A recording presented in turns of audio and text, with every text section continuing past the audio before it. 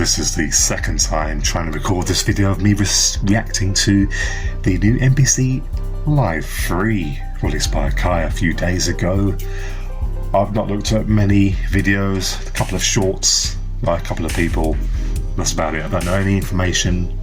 Well, I didn't know any information before recording the original video, which had such terrible audio. It basically won't be used or be used very little. What's going on? New glasses in hand. Today we're taking a look at a video that was posted by Guitar Center featuring the legend Andy Mack. Anyway, so you can see how far I am through this video here, but I'm going to have to rewind it. I was enjoying recording the other video and it got ruined.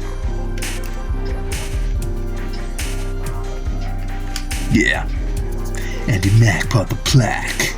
Say what? Never gonna go back.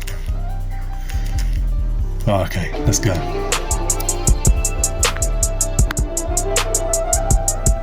Yeah, Andy Mack. Look at his hair. Let's go. Yo, check it. Every day is like crazy visions in my mind. You know I might find Hi there, I'm Andy Mack from Akai Pro, and I'm down here with Guitar Center, and we're going to be checking out the MPC Live 3. MPC Live 3 really takes the standalone experience to a whole new level. We've added our brand new thumbnail image expressive pads, which allow you to morph and... I've already said in the video I already did, which I can't show you. I really like the idea of the four-way pads. Now, one of the reasons why I didn't buy a Live 2, as said in my Why I Won't Buy a Modern MPC videos, is one, the technology, the pads, and stuff like that, hadn't been updated for over a decade. You had the exact same pads on the X, the One, the Lives, exact same pads that were on the MPK 249 over there. Been using the same pads for over a decade. It was just like repackaging old technology. Here, the pads, and in all MPCs and MPKs, the pads are the most fundamental part of MPC. So to finally see they've been changed with a very interesting 4-quadrant system, touchpad sensitive, and 4 quadrants. Instantly, that's very interesting to me. Condenser to a dynamic microphone. We've also added some amazing enhancements with MPC Live 3, giving you some compelling features. Whoa. Okay, so we've got 8 gigabytes of RAM. Now for a laptop, obviously I said that I won't buy a modern MPC because a laptop has more power and more functionality than an MPC, modern MPC ever could. Until now. But you know, the standard today is kind of 16 gig for a sort of gaming laptop, or a laptop that needs to do sort of high level sort of functions, yeah? 8 gigabyte is okay. It will do the job, indeed. I don't know what the previous ones had. 16 is the sort of now kind of standard now, really, but 8 gig sounds sufficient. Sufficient for a device that is only for beat production and making music and arranging sounds and audio. So that was one of the complaints, 2 complaints there from the MPC users, is that the MPC, the Music Production Center, was not in a Music Production Center because they couldn't finish their productions without a computer, so they would make their music on the MPC, and it was always more convenient for most of these MPC users I spoke to basically track out all their audio or send the audio out or use the computer software, MPC software, in line with the hardware here to finish their music. They couldn't finish their music all in the box, all in the MPC, which must be the Music Production Center. Yeah, basically allowing you to do everything inside from start to finish, making the beat, arranging it, producing it, mastering it, mixing it. This Live 3 seems to be the first MPC I can see where people could make the whole entire music all entirely just inside the device, not need a computer. And also people complained about how, well, I said that what I've heard from the stem separation from the MPCs is not good enough. It's not, those MPCs were simply not powerful enough, the computer inside them, to do stem separation. It was more like a gimmick, where the stem separation on the computer was far superior than anything on the MPC. I mean, what I heard from the MPCs with the stem separation just sounded like underwater mess to me. Andy Mack put the plaque, chilling out just like that. Yo, check out Andy Mack's hair. How did it get there? Well, my hair is disappearing because I'm going bald. See what? I like these new pads. This is really good. This is very good. This is exactly what I was talking about when I said, they need to do something new. This leading company keep recycling the same pads and same functions over and over and over again. All the MPCs and all the MPKs previously, no new development for over a decade with these pad systems, right?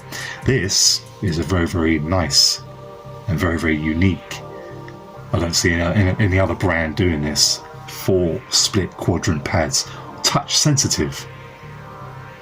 And you could even layer a sample on each one of these corners of the pads. You could have 4 samples on one pad, or you can use it for modulation. Game changer. It's a game changer. And also one of the reasons why I didn't want to buy an MPC previously is because on my software on the computer, the modulations I like to do and the effects I like to do, I could do it really, really easy and really, really fast. I always thought when looking at videos, people playing around with the MPCs, oh, that looks way too complicated. Oh, that would just slow me right down. To do the modulations and stuff. I like to do like filter sweeps and things like this, and that just seemed pretty difficult to do and navigate with the software. Having the effects directly tied to the pads on a 4-quadrant system, from reverb to EQ to whatever you want, delay, that, and then have that modulate and record the modulation in the sequencer without even touching the sequencer, that is really good and more efficient and better than what I was doing and what I could do on my DAW on the computer. So I really like these pads. It's about time. It must have taken them a long time, a lot of development to make these pads. Yeah, definitely a nice new addition to the system. Yo, Andy Max smashing up the beats.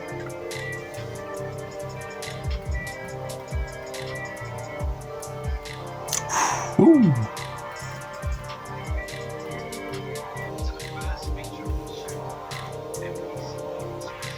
MPCE.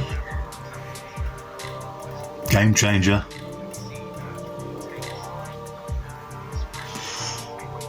This is what I wanted to see from Akai. They're a leading hardware brand. The pioneers, or the name. I know Akai, the brand today isn't the same brand as what it was in the past. It's really just by name. They're an InMusic company. However, this is good. This is an advancement, a hardware music production sort of first, isn't it? It's a lead. It's what Akai should be, in my opinion. There should be a leading brand. Other brands have the MPCE and other things going on, and Akai looked like they were just repackaging the same old technology in new boxes, which what it was, So now we finally got something that's actually unique and new to Akai. Of course, this is an InMusic brand, so these pads and everything will come to all the rest of the brands eventually. Perhaps Akai got exclusivity on this technology first, but you'll see this technology be rolled out across all the other InMusic brands like Alesis, M Audio and the rest of it at some point, same way that all the current brands under InMusic use the same Akai pads at the moment. So this won't be exclusive to Akai. For long, in my opinion. So that's the filter sweeping I like to do a lot. And I was concerned that it would be very easy to do with the old MPCs, and that would just throw me off. I like to just do it on the fly. I like to just have something play and then get that. EQ modulation. It just makes the sound a lot better and changes it and shifts things around. Just makes it a lot more alive. And I don't like to draw in modulation. I like to basically get my mouse and do that with it, and then I won't put it on an LFO or anything like that to make that sort of modulation. I want to do it by hand to get that expressiveness. Yeah, and this is a far better way of doing that than using a mouse, clicking on the screen. You can lay 4 samples on one pad. Nice. And it's got a little light in there as well, flashing up. That's good.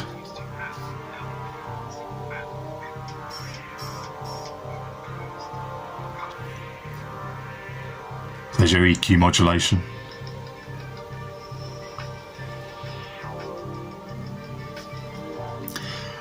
Now imagine when you're recording and playing around and press record, all these modulations that they're doing on the pads will be corresponding, hopefully, with this sequencer. Yeah, nice. I'm jumping through a little bit because probably most of you have seen this video before. I just want to see it working in action, really. The entire video so far, though, has been entirely focused on the pads, not the actual software and how it functions with the pads. Sounds like a Moog. So really, this whole entire video is just only talking about the pads.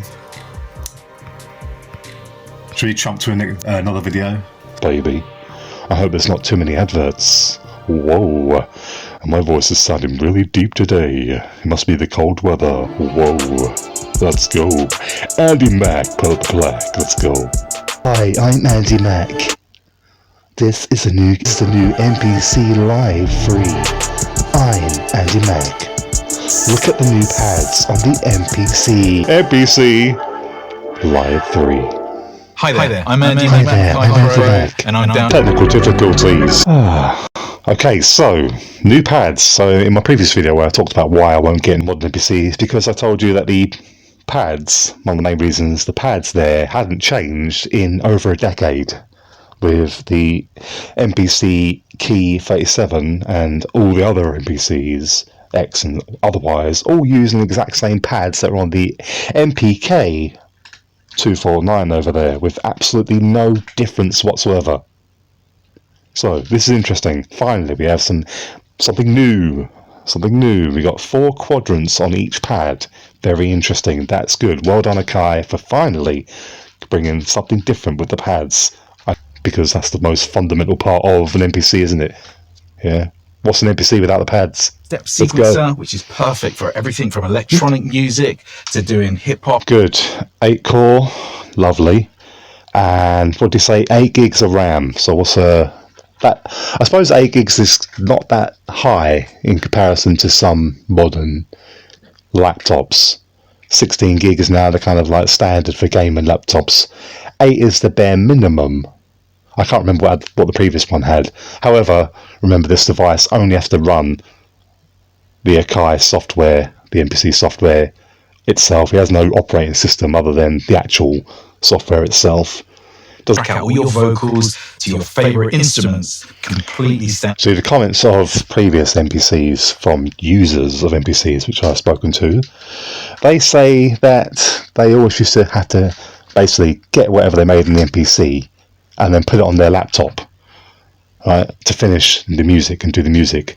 So the MPC, Music Production Center, was never actually a music production center because it wasn't able, in their minds, to create everything from start to finish in the box.